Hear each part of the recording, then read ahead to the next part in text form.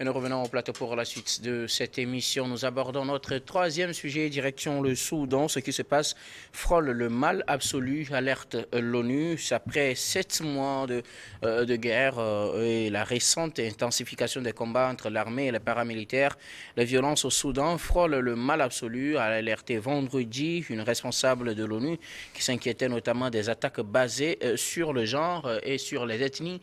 Au Darfour, nous n'arrêtons pas de dire que la situation est horrible et sinistre, mais franchement, nous sommes à court de mots pour décrire les horreurs qui se produisent au Soudan.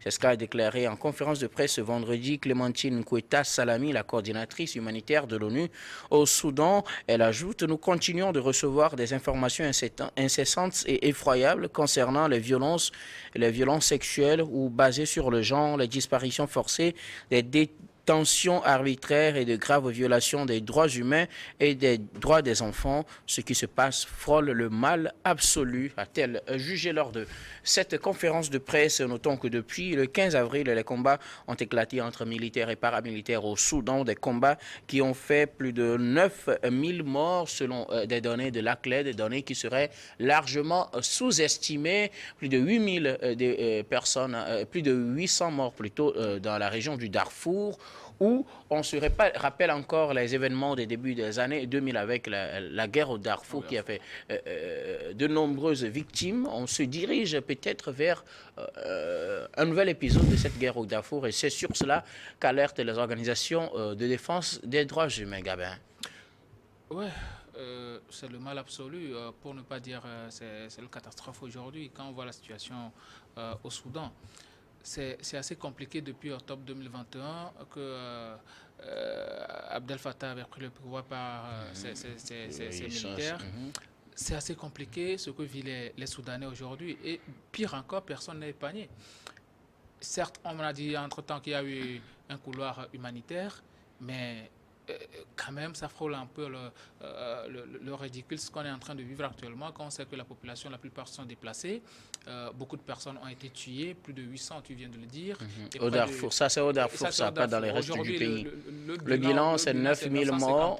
958 morts et 4700 et quelques blessés. Donc c'est assez difficile aujourd'hui de voir que voilà des gens qui veulent réellement, qui se disent qu'ils veulent le bonheur de la population, et s'affrontent en tuant cette même population-là. C'est assez difficile. Voilà, je le dis toujours, l'Afrique est malade de ses dirigeants politiques.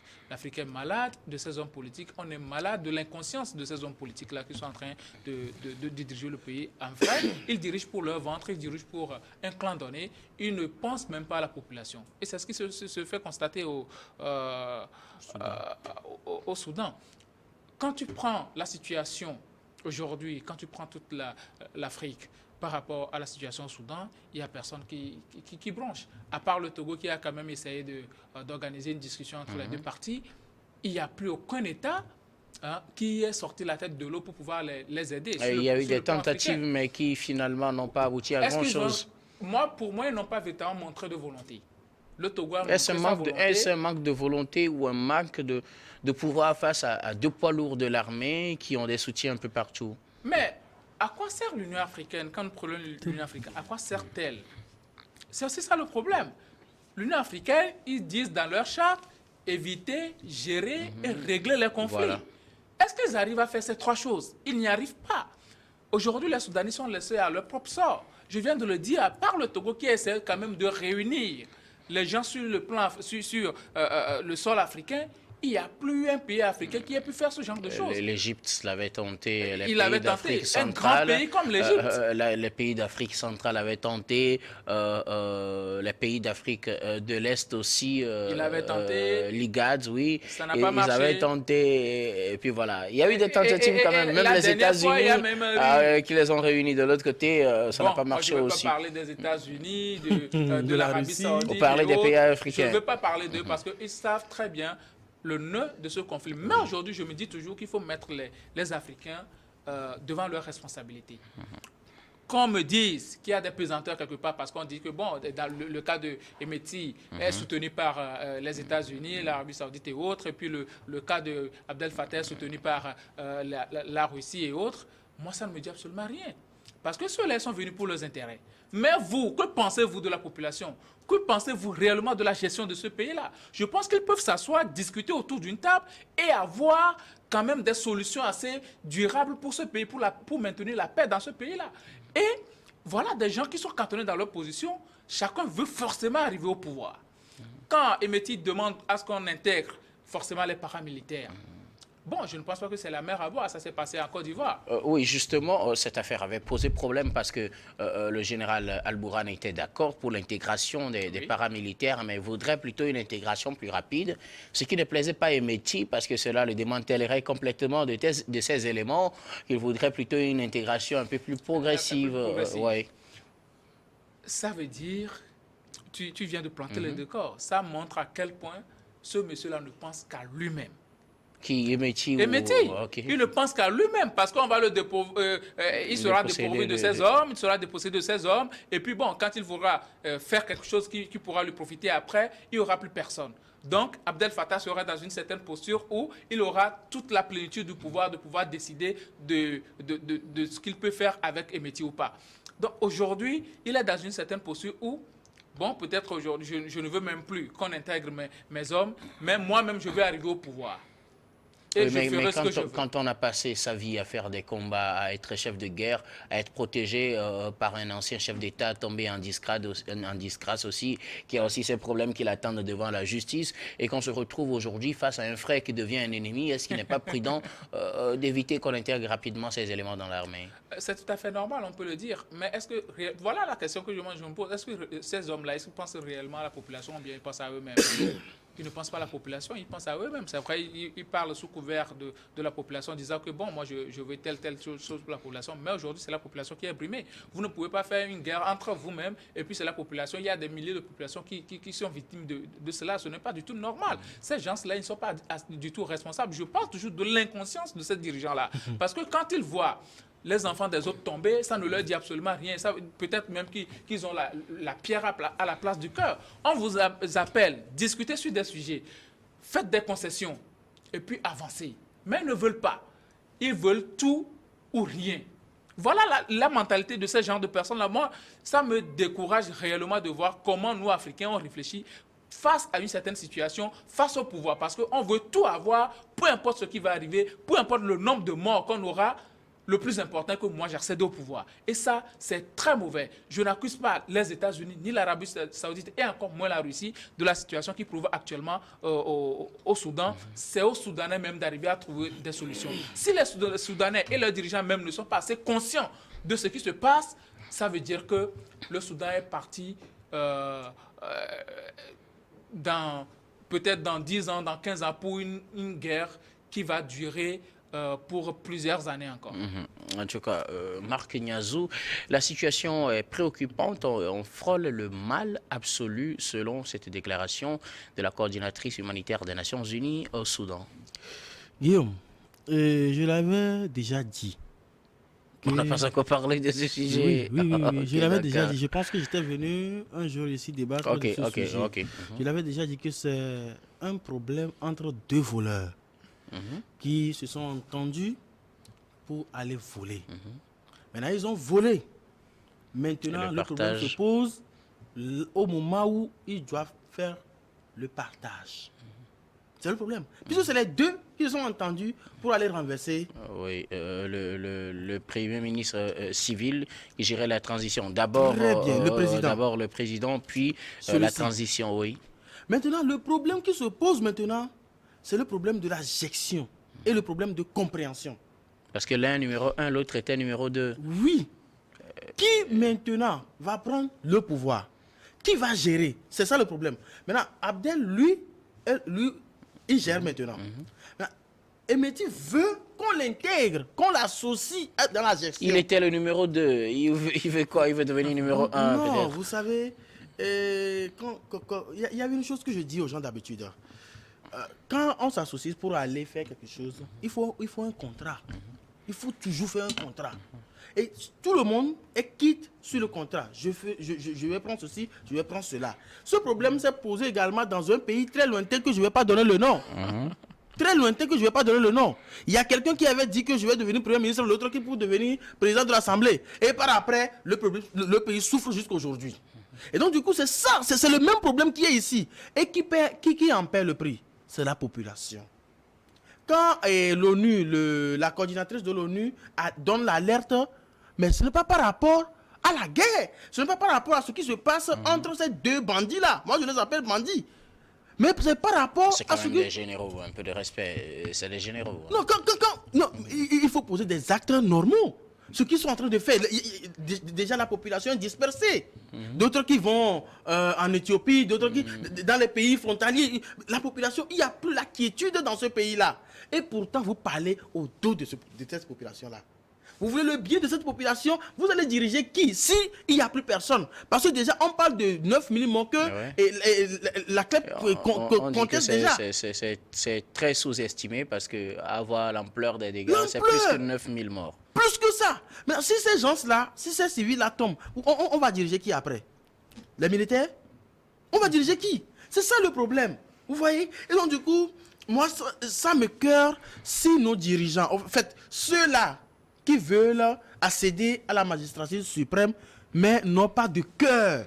Ici, on va parler de cœur parce qu'ils n'ont plus de conscience.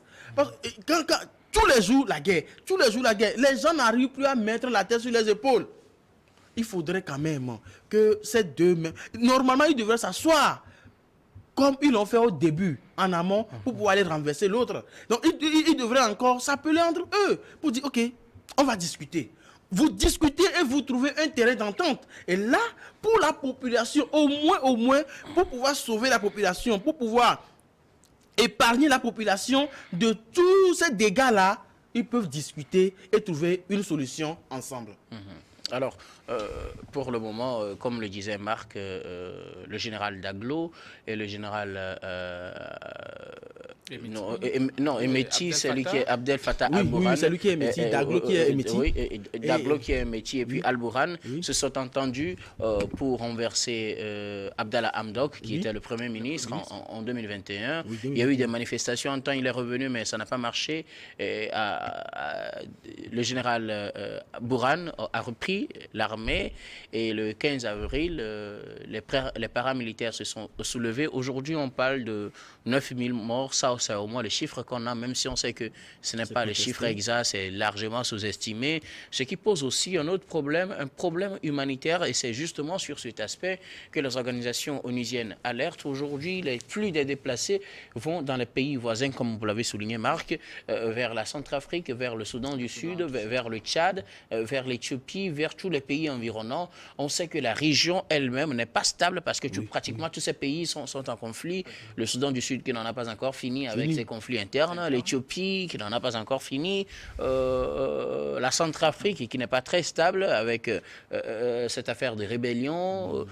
Quel autre pays? Le Tchad, le Tchad qui semble un peu tranquille, mais où on sait qu'il y a encore des tas de rebelles et aussi la situation politique n'est pas très stable, ce qui pose un problème de gestion pour la communauté internationale au plan humanitaire, et on dit que la violence, ça frôle le mal absolu. Ça frôle le mal absolu, je l'ai déjà dit.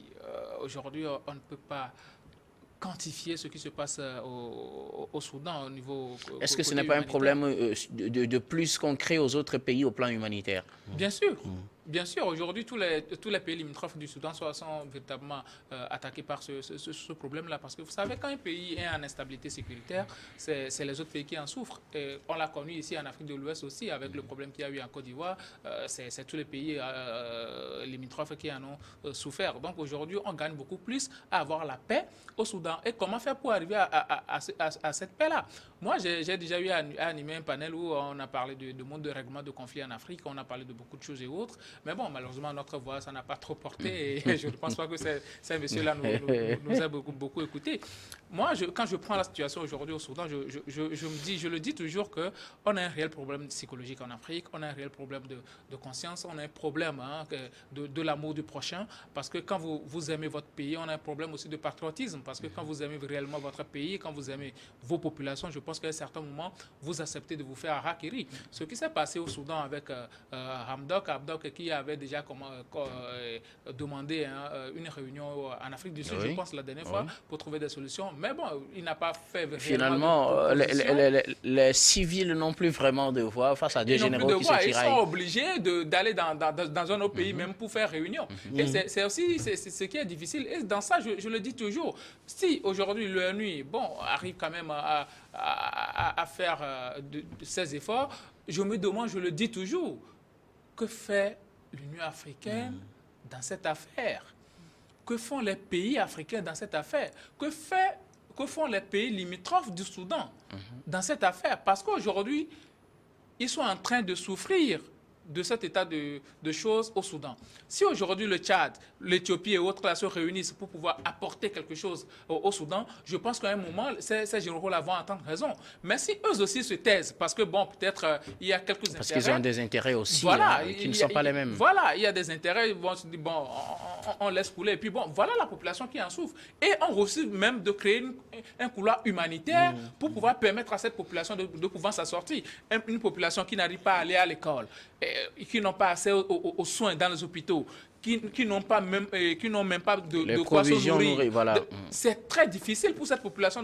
Ils sont en train de tuer cette population. C'est un homicide. Et je pense qu'à un moment donné, même si la CPI, on l'a toujours dénoncé dans un certain nombre de choses, il faut quand même vider le Soudan de Hemeti et Abdel Fattah pour pouvoir retrouver la paix. Parce que je pense que ces hommes-là sont en train de faire beaucoup de mal à cette population. Il faut quand même les traduire devant la Cour pénale internationale. Pour vous, c'est les deux qu'il faut vider pour trouver une solution. Mais la situation humanitaire pèse finalement sur les autres pays qui, je le disais tout à l'heure, n'ont pas aussi de tranquillité. Pratiquement tous les pays qui entourent le Soudan sont dans des problèmes. Et en plus de leurs problèmes, ils sont confrontés au flux de migrants soudanais qui viennent à cause de la guerre. Oui. Plus de 6 millions d'habitants déplacés. En fait, plus de 6 millions de la population ont fait le déplacement dans d'autres pays pour pouvoir retrouver leur quiétude et autres.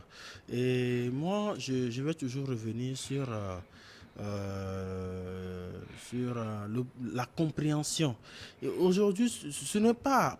Avant, on disait que c'est les pays occidentaux qui viennent créer des dégâts dans le pays. Mais aujourd'hui, c'est les Soudanais même qui constituent un problème pour le peuple soudanais.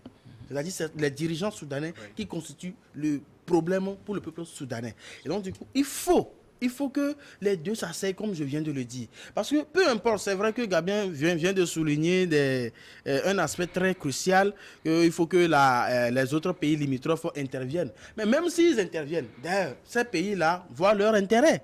Ils regardent leur intérêt. C'est deux clans différents. Et ces deux clans-là, n'oublions pas qu'ils ont leurs partenaires. Il y a la Russie, il y a les États-Unis.